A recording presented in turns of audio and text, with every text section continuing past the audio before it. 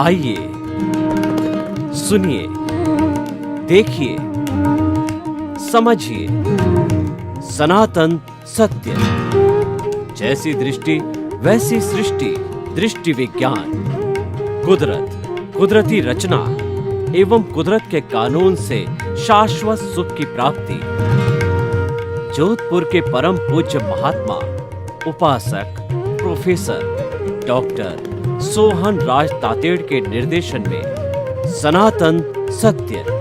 जैसी दृष्टि वैसी सृष्टि, दृष्टि विज्ञान।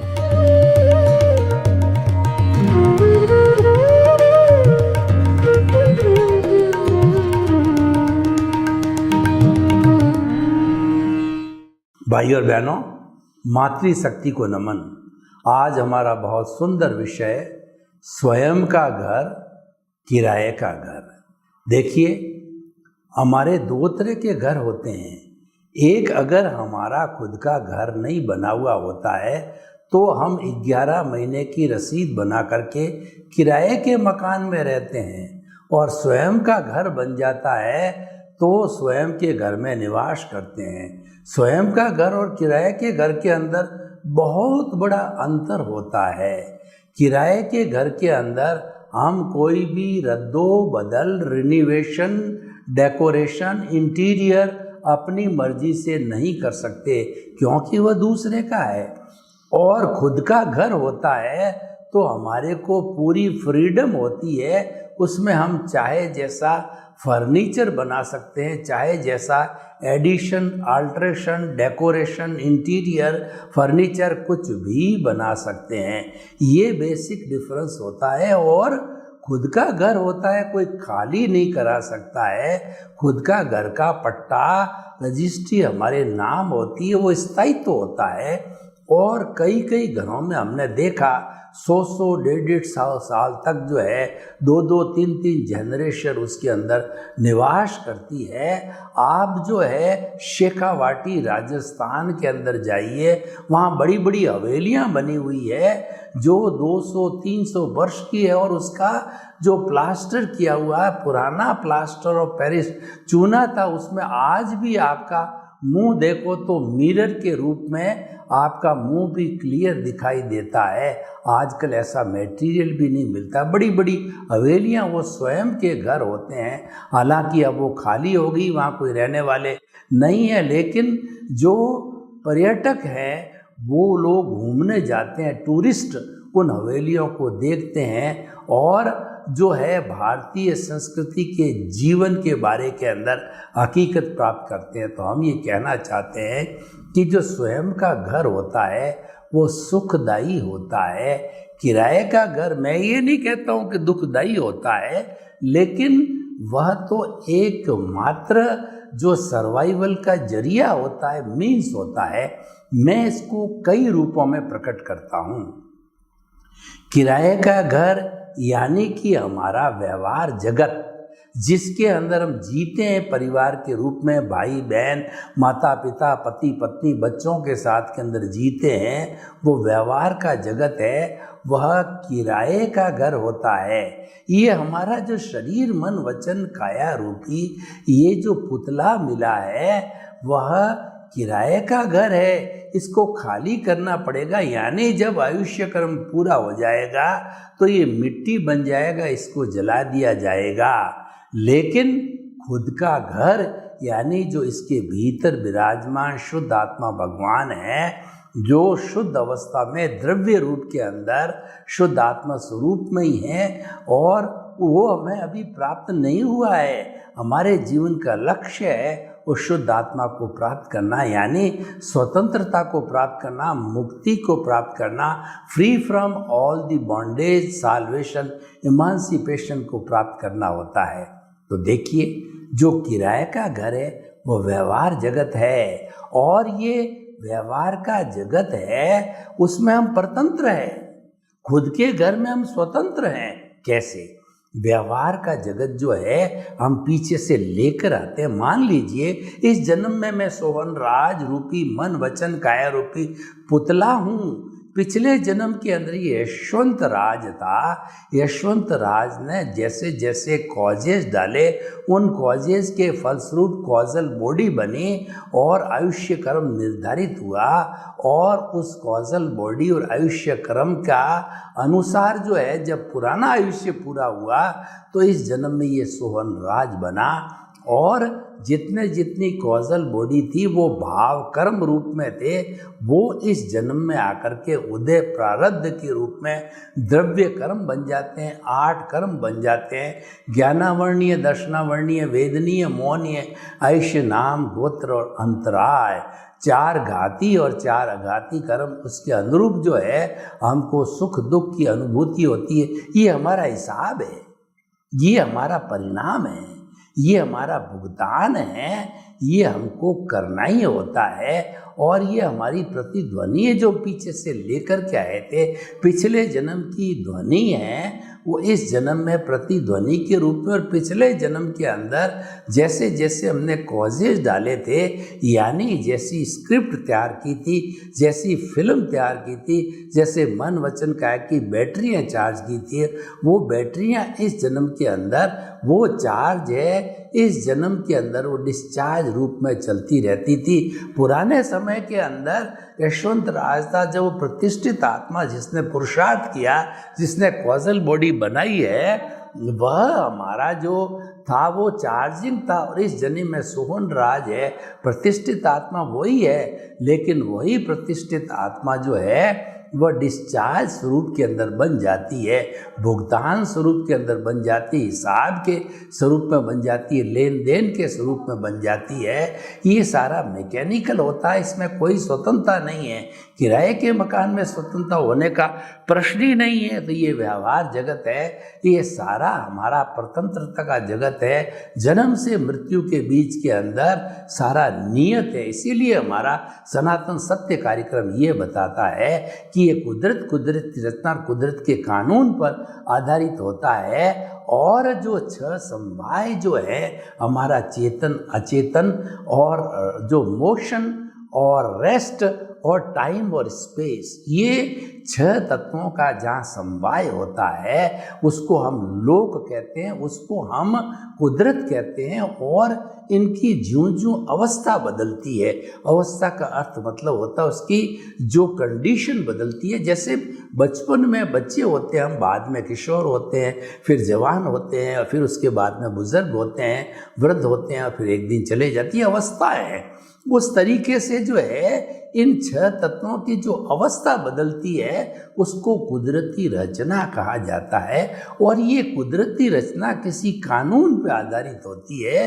वो कानून होता है हुआ सो न्याय, यानी जो कुछ भी आप किसी को देते हो वही आपको इस जन्म में पाते हो, मिलता है। As you will sow so will you reap, जैसी करनी वैसी भरनी, जैसा करोगे वैसा भरोगे। इस जन्म में उस कुदरत के कानून के तहत जो है आपको वो सारी चीज़ मिलती है। तो ये सारा जो होता है ये हमारा व्यवहार जगत किराए का मकान है, और इस जगत के अंदर हम जीते हैं। और अब आइए कि हमने बाहरी जगत किराए के मकान की बहुत चर्चा की है, अब हम घर के मकान की चर्चा करते हैं। घर का मकान स्वयं का मकान है, वो हमारा अध्यात्म जगत है, बाहर का जगत है हमारा व्यवहार का जगत है, भुगतान है, भीतर का जगत है हमारा अध्यात्म का जगत है, हमारा स्वरूप है। उस जगत में गोते लगाना, क्योंकि मानव जीवन का लक्ष्य है अपने स्वरूप की प्राप्ति करना।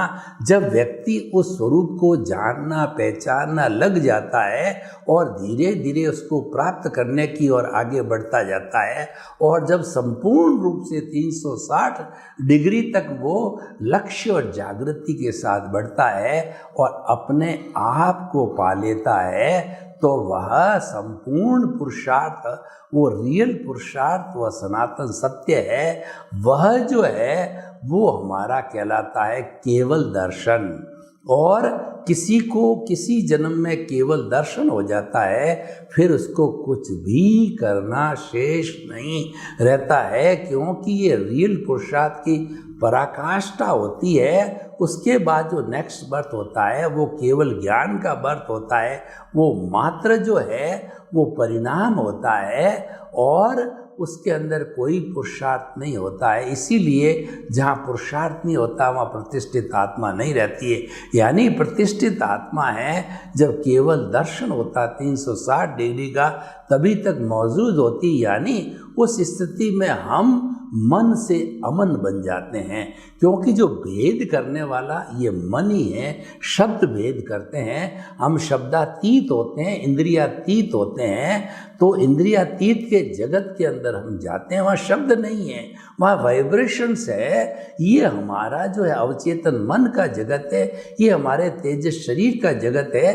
उसके अंदर चाहे जीसस क्राइस्ट जाए, चाहे मोहम्मद साहब जाए, चाहे भगवान महावीर जाए, चाहे 24 तीर्थंकर जाए, चाहे राम जाए, चाहे कृष्ण जाए, सबको एक सा सत्य वाइब्रेशंस के रूप में मिलता है। वहाँ पे तेजो पद्म शुक्ल लेशा, क्योंकि जो महापुरुष होते हैं उनके शुभ भाव और शुद्ध भाव होते हैं, उनकी लेशाएँ शुभ होती है, उनको तेजो पद्म शुक्ल लेशाओं के रूप में सारे वाइब्रेशंस दिखते हैं। हमारी तेजो लेशा है वो पिंक कलर की, चमकते हुए पिंक कलर की है, और वो हमको एकदम नीरवता शांति प्रदान करती है, जिसको हम मेंटल पीस कहते हैं। और दूसरा जो चमकता हुआ हल्दी का जो कलर की तेजो लेशिया ब्राइट होती है, वो हमें आनंद की अनुभूति करवाती है, और आनंद हमारी आत्मा का लक्षण है। कहा जाता है कि सुख का सागर तो आत्मा के अंदर है, बाहर सुख नहीं है। सुख का स्रोत तो भीतर है, बाहर हम ढूंढते हैं, ये मृग तृष्णा है, ये हमारी सबसे बड़ी अज्ञानता है।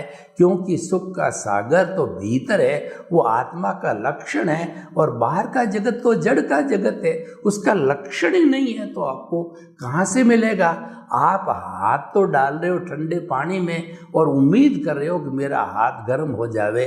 आप हाथ तो डाल रहे हो अग्नि में कि मेरा हाथ ठंडा हो जावे। कैसे संभव है?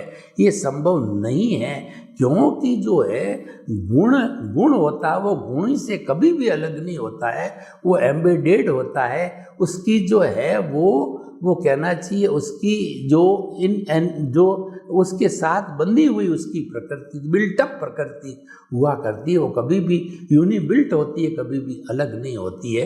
तो भाई और बहनों, हमारा स्वयं का मकान भीतर का जगत है, उसके अंदर रहो। इसीलिए कहा गया है कि रहो भीतर जियो बाहर। वो जीने के लिए, क्योंकि कोई भी व्यक्ति 24 आवर्स भीतर के जगत में रह नहीं सकता है। उसको ये शरीर है तो खाने के लिए भोजन चाहिए, रोटी, कपड़ा, मकान, शिक्षा, चिकित्सा, उसका घर है, परिवार है, इसका पालन है, पोषण है, सब पुरुषार्थ करना पड़ता है। ये सारा पुरुषार्थ रिलेटिव पुरुषार्थ है।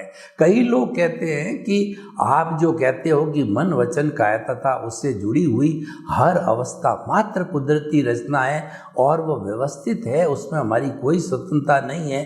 बिल्कुल ठीक कहते हैं। आप उसको कुदरती रचना देखो तो लोग प्रश्न करते हैं हमसे, तो क्या हम सो जावें क्या?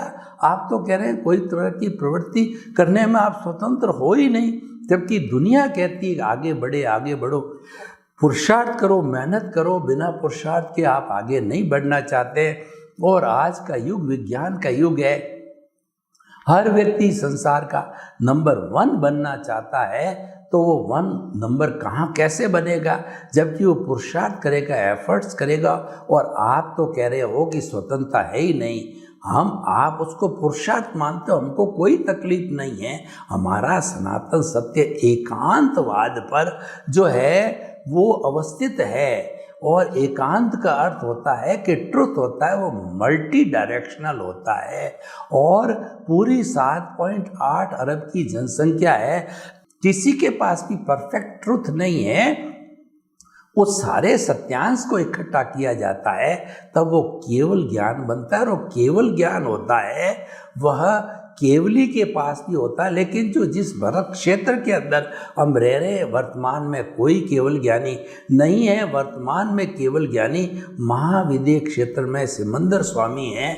ऐसे तीर्थंकर नो एनी टाइम वहाँ पे रहते हैं, अधिकतम 170 तक भी होते हैं। तो हम ये कहना चाहते हैं कि जो केवल ज्ञानी होता है वह परफेक्ट ट्रुथ वाला होता है और वही का अधिकारी कहने वाला होता है मैं कहता हूँ वही सही है, लेकिन हम अधिकारी नहीं हैं। हमें तो कहना चाहिए कि मेरा भी ये चिंतन है, मेरी भी ये विचारधारा है, मेरी भी ये आइडियोलॉजी है, मेरा भी ये धर्म दर्शन है, मेरा भी ये मंतव्य है। भी शब्द का उपयोग करना, ही के हम अधिकारी नहीं हैं, क्योंकि ही का अधिकारी केवल ज्ञान, आप्त पुरुष केवल ज्ञान ही होता है। तो हम ये कहना चाहते हैं कि ये सारी बातें कहाँ से आती है और क्यों की जा रही है, क्योंकि ये हमारे स्वयं के घर की बात है, ये स्वयं में पैदा होता है। हमारा जो आत्म तत्व है वो ज्ञान दर्शन है, इसका लक्षण होता है। आपने गोभी देखी होगी कि गोभी के पत्ते में पत्ता, पत्ते में पत्ता, पत्ते में से पत्ता निकलता जाता है।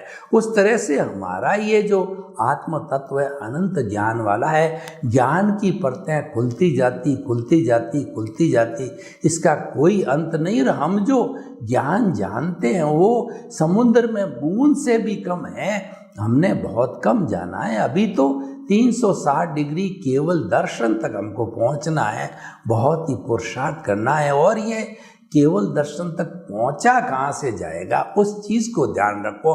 अब देखिए, किराए का मकान और खुद के मकान की हमने बहुत चर्चा की, लेकिन दोनों के बीच में कौन है, कौन किराए का बनाता है और कौन खुद का नहीं बनाता है। इन दोनों के बीच में जो तत्व आता है वह हमारा तत्व अज्ञानता है। हमें चोट अज्ञानता पर करनी चाहिए। देखिए, ये जो 20 कैरेट का सोना है उसको 24 कैरेट का बनाने के लिए 4 कैरेट का जो तांबा मिला हुआ है वो दूर करना पड़ेगा। जब 999 जो है 24 कैरेट का शुद्ध बिस्कुट बन पाएगा, वो अशुद्धि दूर करनी पड़ेगी। अशुद्धि हमारी अज्ञानता है। ये अज्ञानता है हमको घर के मकान में जाने नहीं देती, यानी व्यक्ति को बहिर आत्मा स्वरूप के अंदर ये घुमाती रहती है। मैंने पिया, मेरे बैल ने पिया, कुआं ढहे तो ढहे। वो सामान्य व्यक्ति मैं और मेरा के दायरे से बाहर नहीं जाता है। इसीलिए कहा गया है I plus my is equal to bonded soul, I minus my is equal to pure soul. यानी सोल वही है, हमारा स्वयं का घर वही है, हमारा आत्म तत्व वही है, हमारा अस्तित्व वही है, लेकिन उसके साथ के अंदर मैं मेरा जुड़ गया, अहंकार ममकार जुड़ गया।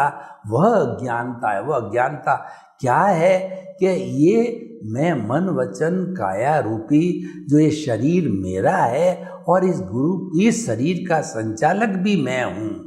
ये जो है मिथ्या ज्ञान और मिथ्या दर्शन है। ज्ञान अपने स्वरूप से जुड़ा हुआ है और दर्शन है वो जगत के स्वरूप से जुड़ा हुआ है। ये मिथ्या ज्ञान मिथ्या दर्शन होता है। ये दर्शन मिथ्या ज्ञान मिथ्या दर्शन क्यों है?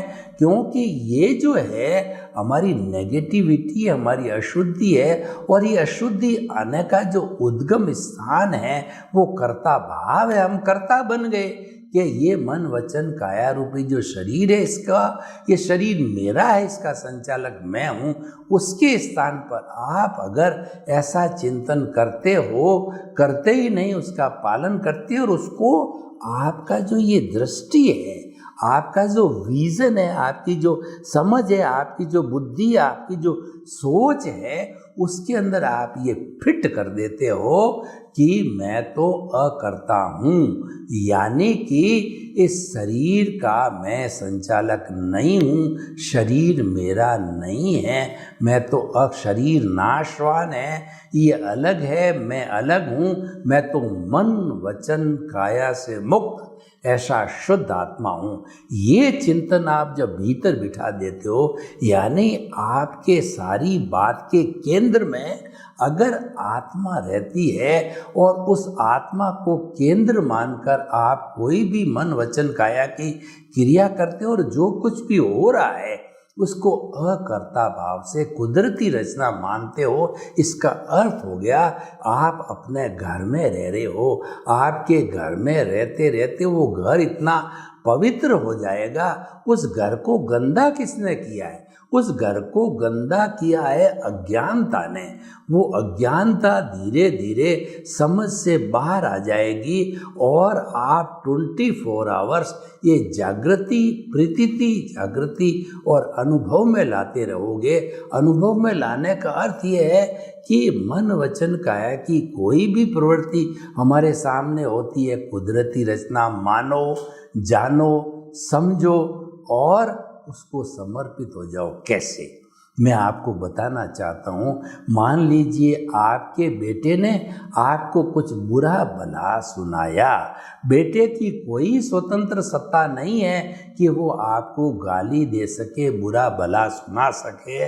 वह जो है वह तो अपने कर्मों का भुगतान है। कभी न कभी आपने उसके साथ व्यवहार किया था। ये तो बेटा एक निमित्त के रूप में जो कुछ कह रहा है उसको कुदरती रचना मानो।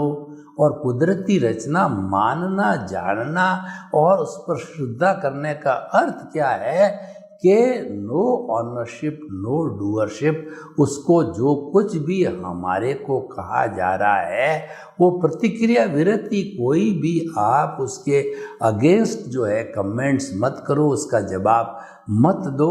और आप तो यही सोचो कि ये मेरा भुगतान है और ये मेरा हित कर रहा है मेरा संतान, और उस हित में मेरा शुद्धिकरण कर रहा है, मेरे कर्मों को खपा रहा है, मुझे अनुसी दे रहा है, मैं इसके प्रति कृतज्ञ हूँ।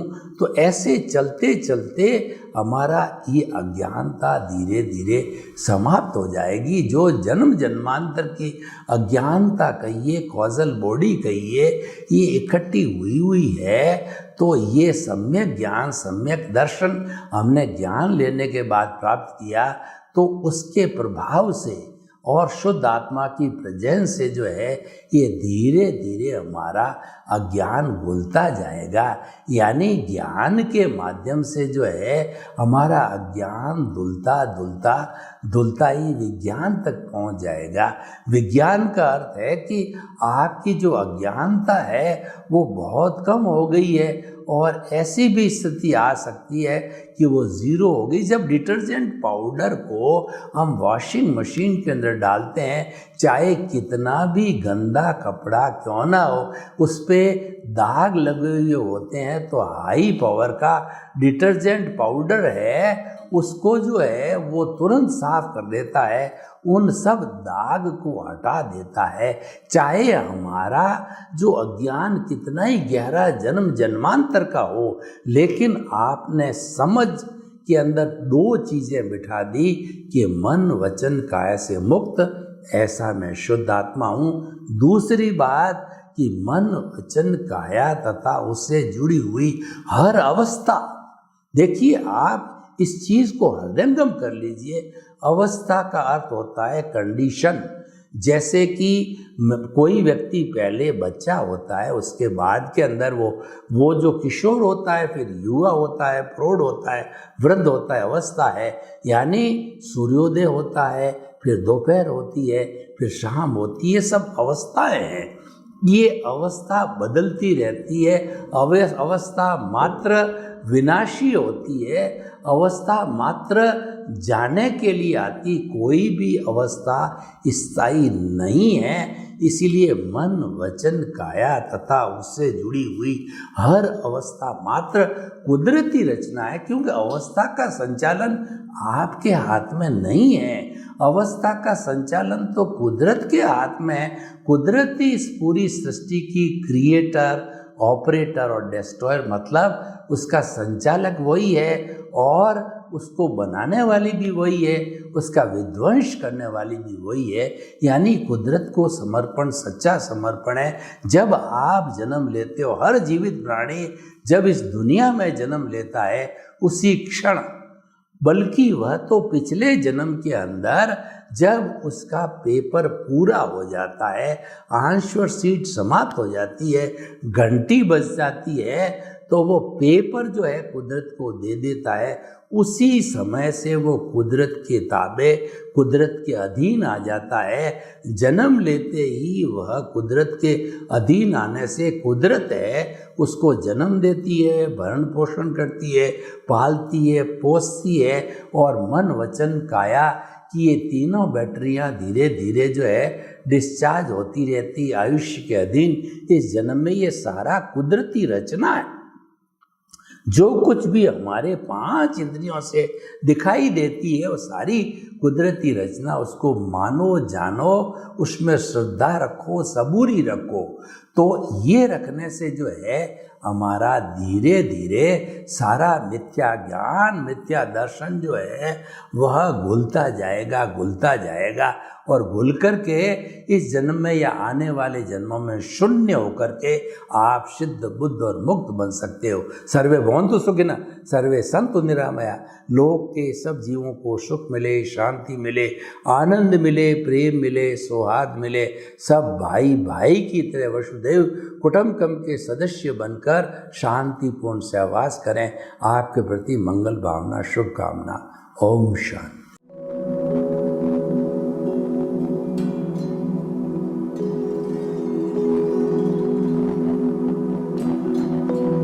एक ऐसा अंतर्राष्ट्रीय ख्याति प्राप्त मानव जो गुरु प्रेरणा से पिछले 20 वर्षों से वानप्रस्थ जीवन जीते हुए 24 घंटे मानवता की सेवा में संलग्न है। एक ऐसा मानव जो अभी राष्ट्रीय, अंतर्राष्ट्रीय टीवी चैनलों पर 7,500 एपिसोड के माध्यम से सनातन सत्य, आत्मविज्ञान एवं पुनरुत्थान, व्यवहार एवं निश्चय जगत के जीवनोपयोगी विषयों पर हृदय स्पर्शी प्रवचन कर चुका है। उस मानव का नाम है महात्मा उपासक प्रोफेसर डॉक्टर सोहन राज तातेड़।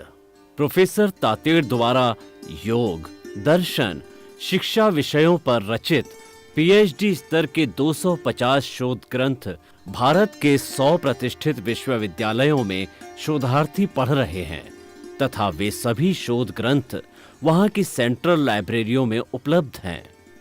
महात्मा सोहन राज ने अभी तक हजारों स्कूलों, कॉलेजों, विश्वविद्यालयों एवं संस्थाओं में सेमिनार, वर्कशॉप, कैंप लगाकर लाखों विद्यार्थियों को योग, दर्शन, शिक्षा का प्रशिक्षण देकर उन्हें सुसंस्कारित किया। डॉक्टर तातेड़ ने भारतीय संस्कृति उत्थान के 4000 से अधिक समसामयिक विषयों पर आर्टिकल लिखकर ऑनलाइन जर्नल, पत्रिकाओं, वेबसाइट्स पर प्रकाशित किया, जिसका उपयोग लाखों पाठक कर रहे हैं। उपासक तातेड़ के 5000 से अधिक आज का सुविचार, आज का शुभ संदेश, आज का मंगल भावना योग आदि चिंतन websites, Twitter, blogger, Facebook, YouTube माध्यमों से लाखों लोग अपना जीवन निर्माण कर रहे हैं। मानवता के मसीहा ऐसे महामानव महात्मा सोहन राज तातेड़ के प्रोफाइल को अभी तक विश्व के 20 लाख दर्शक यूट्यूब पर, 12 लाख गूगल पर एवं लाखों दर्शक फेसबुक, ब्लॉगर, ट्विटर और इंस्टाग्राम पर देख चुके हैं।